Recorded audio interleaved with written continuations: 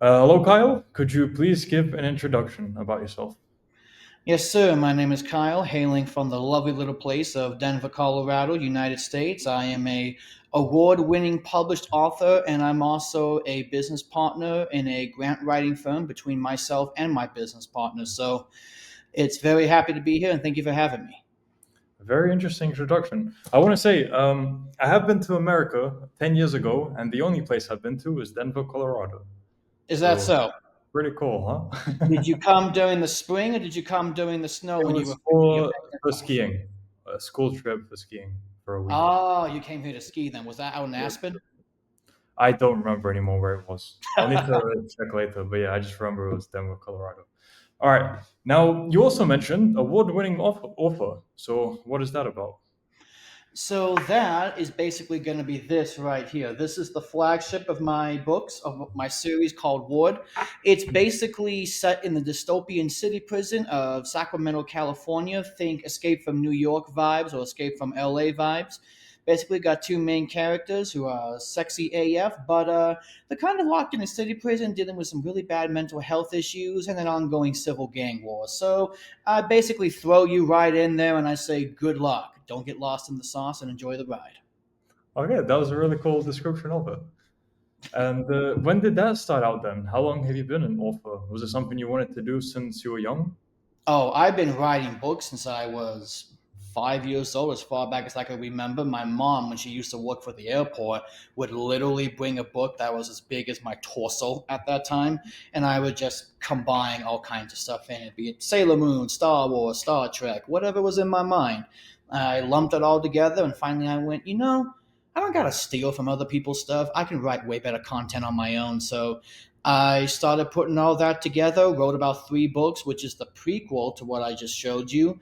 Didn't publish that yet. I'm working on that part right now. And came out with the first version of Ward back in 2018. Realized it kept pissing off people too much and not in a good way. You want to piss people off because you want to get them thinking. You don't want them to be in an angry state of mind before they even pick up your book. So that's when I realized there was a problem. So I rewrote Ward three times, and what you're seeing here is the final product. Its sequel just came out on Halloween last year, and we don't stop writing. So we're working on the sequel to the sequel now. All right, very cool. How does award-winning author how does that come about? What are the requirements for it? The requirements are effectively you have to know what you're doing. And when I say know what you're doing, you have to have unwavering confidence within yourself. If you do not double the fuck down on yourself, what you can bring to the table, you're not going to make it. Award winning is something that defies the genre. Because one thing you'll notice if you read a series of books, they all follow the same template. You've got a main character who's clumsy but is deadly in five forms of combat. You've got someone who has to pick a typical love interest. And frankly, I got tired of the typical trope, so I went, screw the trope. I'm just going to redefine and rewrite the trope, which is basically what I did. The biggest thing as well is you have to immerse yourself within the world. Having a form of autism myself, it's very easy for my brain to do this on default. I actually have to switch it off half the time to not bore people to death with my descriptions. But you need to immerse your people in the book. You want them there. You want them to smell the smells. You want them to hear the gunshots. You want them to feel the pain, the chaos, the trauma, and have them go, okay, yeah, I need to step away from that for a little bit before I come back. So that's the short version. Once again, pretty cool description. All right, so considering everything you do, what brought you to the real world? Why did you decide to join? So I was seeing a lot of advertisements for it on YouTube and shorts, and it wasn't Andrew who brought me to the real world. It was actually Justin Waller who did, simply because we both happen to have the same last name. So I went, okay, there's a bit of a correlation in my brain. I watched him, talk about the real world, talk about being able to break free from the regular matrix paradigms, being able to really define your life as you want to define it. But he wasn't offering, a get rich quick scheme. It wasn't a don't put in any effort, invest $50, and you'll suddenly be a millionaire in 5 minutes. That's a Ponzi scheme and that's smoke and mirrors. So I kept seeing ads for it again and again and again. And finally I went, you know what? I doubt very seriously it's a scam. I don't know what I'm going to find on the other side. And I went, screw it. And that was, I think, 480 some odd days ago, like about, a year or so. And it's one of the best investments of my life so far. Amazing. So, which campuses did you get into when you joined? So initially, I joined SMCA. Shout out to Professor Dylan Madden, Moneybag Madden. You are the best professor. Everyone knows this. Because I was looking to expand my social media platform. I went from zero when I first started this. I had nothing. From 2018 to 2023, I believe is when I first joined. I had nothing. And it suddenly dawned on me, oh, gee, Kyle, how can you sell a good book if you don't have any followers, if no one knows you exist? So I initially joined SMCA to figure out, okay, how can I learn to market? How can I advertise? How can I attract real followers without having to pay for them? How can I make good content? Because trying to figure out how to make content was racking my brain insane. Professor Madden basically sat down and went, okay, you do A, B, C, D, E, F, G. Literally just follow the steps. And he's your bigger brother. He'll love you and he'll tell you you're an idiot, but he'll tell you with love, which is basically what he did with me. And as a result of that, I ended up writing the sequel to War, which is Cat and Nether, in 6 months, which is about 400 pages, averaging 10 pages a day. Don't ask me how I managed to do that. I was kind of crazy at that time. And from there, I finally got the courage to reach out to a friend of mine who I used to work with on Skid Row in Los Angeles as a case manager for the homeless. At that point, she's the one who's doing the grant writing. And to make a long story short, she basically said, Kyle, what the heaven took you so long to reach out to me? I've been waiting for you. And as a result, she and I have been on this incredibly insane journey, and we're about to go parabolic very, very soon. Interesting. Okay. So, how does monetization for what you do work? How do you actually earn money now? So we have two businesses. One, I have my book writing, which is in of itself self-explanatory. You sell books, do promotions and services and whatnot, and that's how you make predominantly your money. The more books you have that are of better quality, of course, the higher your income revenue is. When it comes to what my business partner and I do, she already had a business set up for 15 years. So she already had everything super established, but she was reaching the limits of what she could do on her own. So taking all the knowledge I learned from TRW, the real world, learning from Professor Moneybag Madden and learning from Professor Arno, I basically came to my business partner and said, listen, we're making X amount of dollars. We can more than double or triple this, which is effectively what we've ended up doing. I'll put it to you this way. We made so much so fast that the FBI froze our account and accused us of money laundering for the cartels. Oh, And very we're cool. still dealing with the fallout of that. We didn't do any of that, mind you, but the FBI had to come in and freeze everything for a month. That was not exactly a fun period of time, but we made it work. So we're dealing with letting go of all that. Most of our funds come in through writing grants for our clients, and we say, hey, we'll write you an amazing proposal. We'll take care of business for you. You sit back and collect the money. You do the work. Make sure you don't mess up anything. And we only want 10, 20, 30, 40% of every grant that you get. And considering that we have a 90% success rate, they're more than happy to employ our services and send people our way. We've had to turn people down because we're too overbooked. Very cool. All right. So, how did you initially outreach to those clients? A lot of that I learned through a combination of SMCA as well as the Business Mastery Campus. Effectively, I just called him. I overcame my fear of messing up on the phone. I messed up plenty of times, sounded like a bumbly, drunkard idiot plenty of times until I eventually sat down and went, okay, you know what you're going to say. You know you're the expert. You know you're sexy at what you do, so act like it. Execute on it, under promise, and over deliver. A lot of it was overcoming my severe social anxiety. You're going to make mistakes. It happens. The best lessons you learn are learned through failure if you know how to pay attention. Cold called them, emailed them, texted them, DM'd them. I didn't hold back and I was just relentless in my approach. And we onboarded about 9 clients so far just through what I was doing alone. My business partner already had plenty more on the roster. Mhm. Very cool. Okay, so with the clients you have, what are you averaging, whether it's monthly or however you want to put it? So it depends on effectively how many years they're in business. The more years they're in business on paper, the higher the grant threshold we're able to get them. Our overall take ranges anywhere from, if it's a brand new business, 15,000 to upwards of 400,000 for one of our VIP clients based in Southern California, who's had a business up and running for 20 years. So it really does run the gambit. Got it. And this is when did you begin doing this? Because I'm assuming it's still fairly new in a way, right?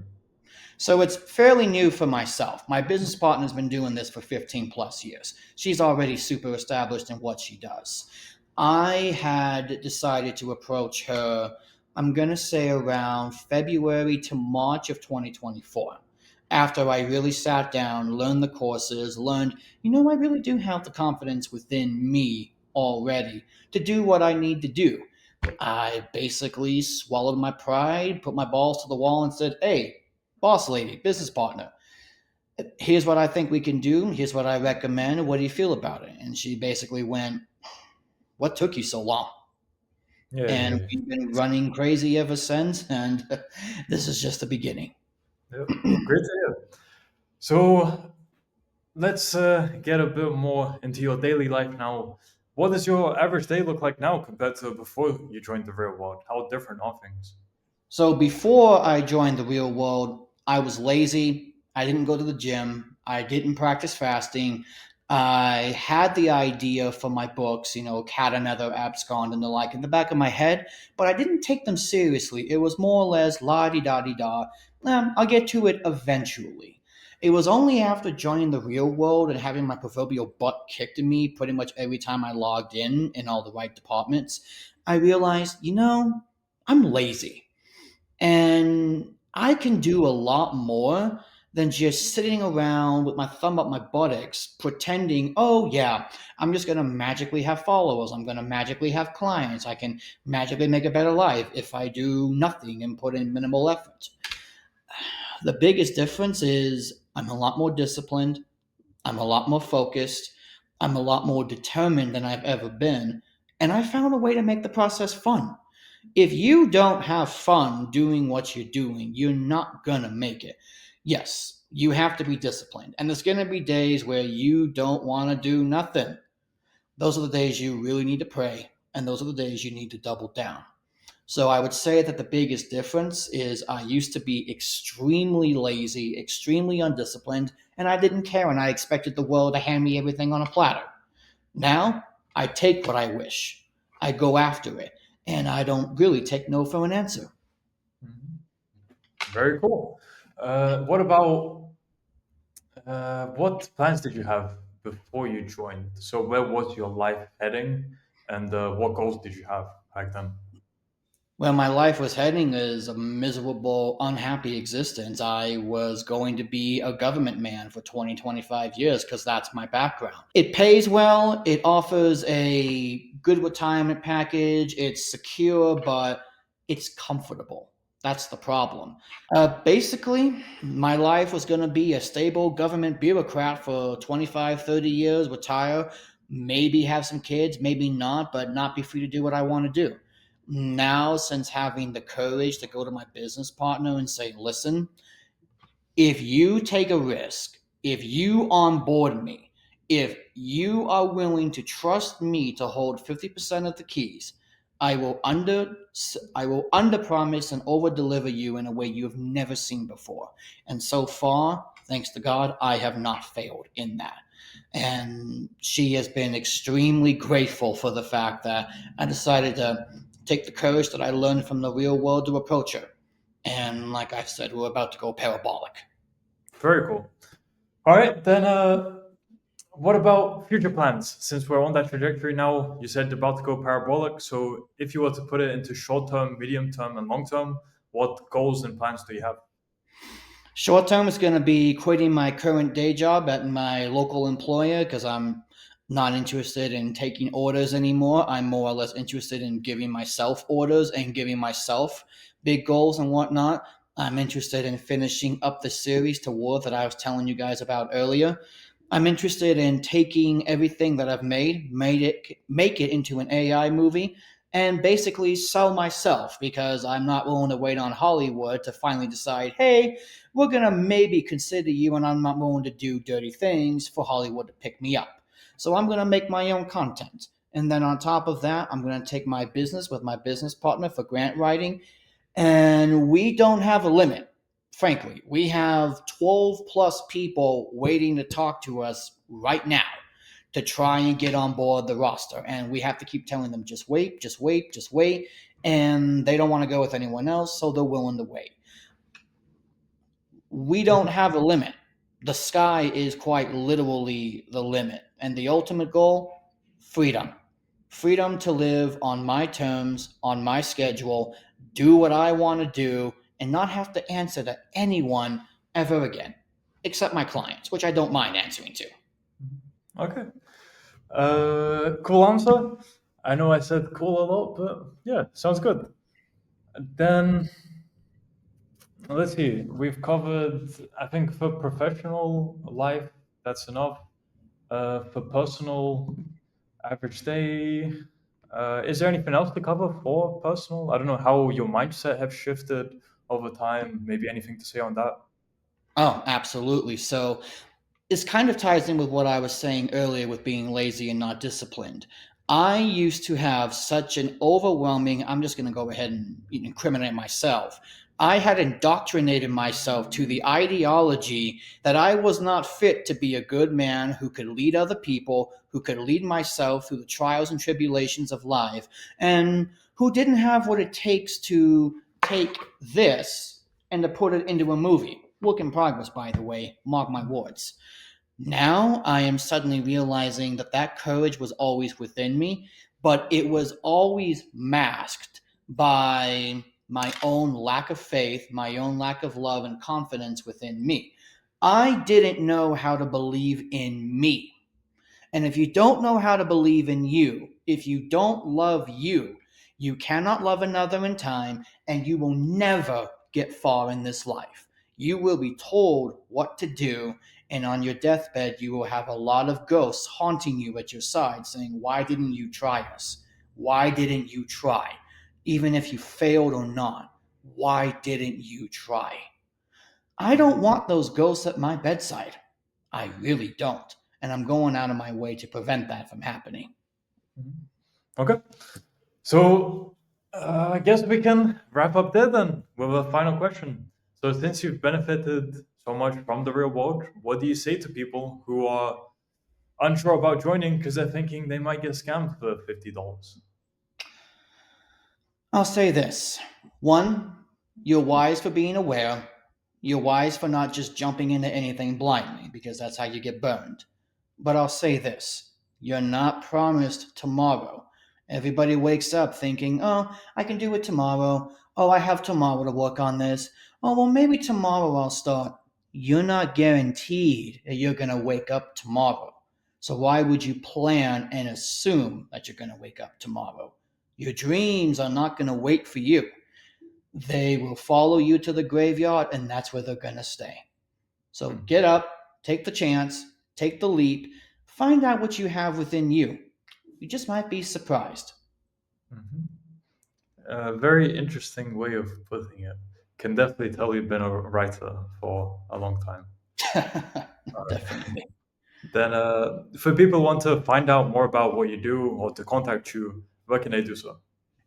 So the best place for that is to go to Instagram, and they can type in author.kyle.waller. I'll spell that out for you. It's author.kyle.waller. Just look for the blue check mark. You'll find me.